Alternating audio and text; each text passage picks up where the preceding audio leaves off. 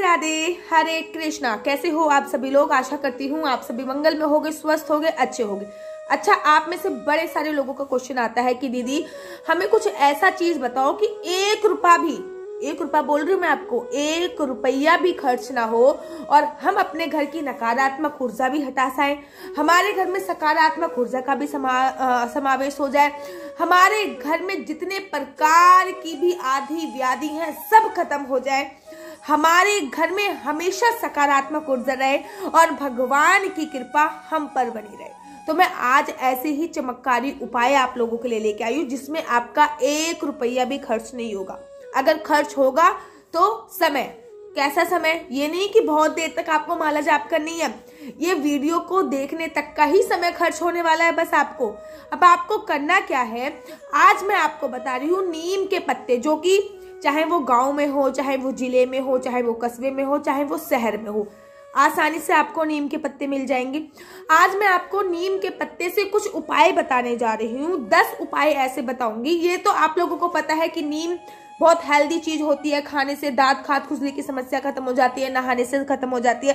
तो नीम का आयुर्वेदिक इलाज, तो आयुर्वेदिक तरीके से उपयोग तो आप लोगों को पता ही होगा, लेकिन नीम का ज्योतिषी में क्या उपयोग है, नीम का वास्तु में क्या उपयोग होता है, नीम का घर की नकारात्मक ऊर्जा हटाने में क्या उपयोग होता है, आज मैं आपको इसी के बारे में विवरण देने जा रही हूँ। नीम के 10 चमत्कारी उपाय आज मैं आपको बताने जा रही हूँ। कुछ नहीं करना आपको, केवल नीम के पत्ते तोड़ के लेके आने हैं अपने घर पर और शुरू हो जाइए। तो चलिए अधिक विलंब ना करते हुए प्रारंभ करते हैं। अगर आपको नींद ना आने की परेशानी है, रात को आपको बहुत देर तक नींद नहीं आती है, रात को अगर आपके बच्चे भी बिस्तर पर टॉयलेट कर देते हैं, आपको रात को बहुत ही गंदे सपने आते हैं, नकारात्मक सपने आते हैं, आपको रात को मन बड़ा बेचैन रहता है, तो कुछ नहीं करना, कुछ नीम के पत्ते आप जिस बिस्तर पे सोते हैं उस बिस्तर पे डाल के सो जाइए। 21 दिन तक करके देखिए, आपकी ये सारी समस्या जो मैंने बताई है, सारी समस्या का समाधान आपको मिल जाएगा। घर में बहुत सारे लोग आते भी हैं, अब कौन कैसी ऊर्जा से आ रहा है ये हमें तो पता नहीं होता। तो जैसे कि ये सोफा है, इस सोफे के गद्दी के नीचे आप नीम की कुछ पत्तियां डाल के रखिए, जिससे क्या होता है हर 21 दिन में उसको हटाते रहिए, वो सूख जाएगी, आप हटा दीजिए।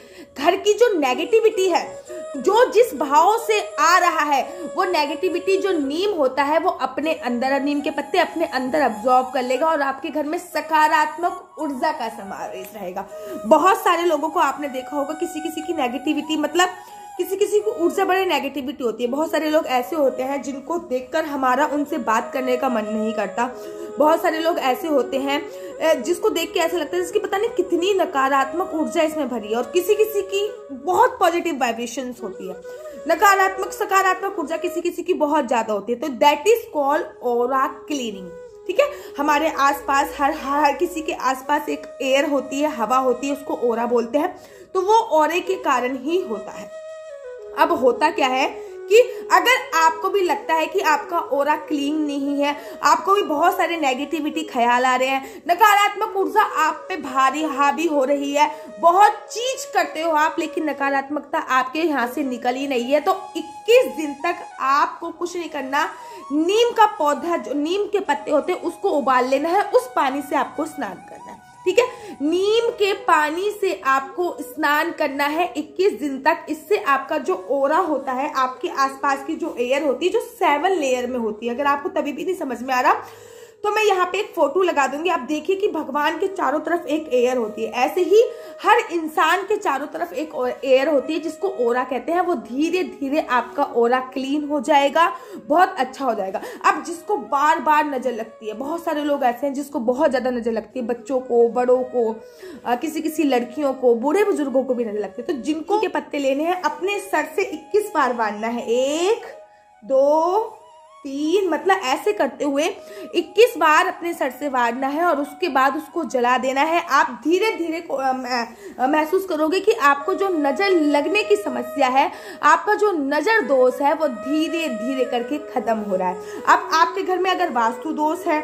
आपके घर में अगर नकारात्मक ऊर्जा है, आपने बहुत देखा होगा, नमक वाले पोंछे से पानी लगाइए, नमक वाले पोंछा लगाइए। लेकिन मैं आपको 100% लिख के दे सकती हूँ कि अगर आप नीम के पत्ते पानी में डालकर पोंछा लगाएंगे तो किसी भी प्रकार का वास्तु दोष, किसी भी प्रकार की नकारात्मक ऊर्जा आपके घर से खत्म हो जाएगी, आपके घर से खत्म हो जाएगी। अब घर के जो मुख्य द्वार होता है, कहते हैं कि घर के मुख्य द्वार पर जैसे कि आप आम का तोरण बांधते हो, तोरण बांधते हो ना, घर दरवाजे पे कोई सजावट वाला तोरण बनाते हो, केले के पत्ते लगाते हो, इसी प्रकार से अगर आप नीम के पत्ते भी अपने घर के मुख्य द्वार पे लगाते हो तो आपके घर में हमेशा सकारात्मक ऊर्जा का समावेश होगा। और कहते हैं कि नीम के पत्ते देख के पितृ खुश हो जाते हैं और पितरों का आशीर्वाद हम पर जरूर आता है। कहते हैं कि नीम के पत्ते घर के मुख्य द्वार पर जरूर लगाने चाहिए, जिससे हमारे जो पितृ होते हैं उनका आशीर्वाद सदैव हम पर रहता है।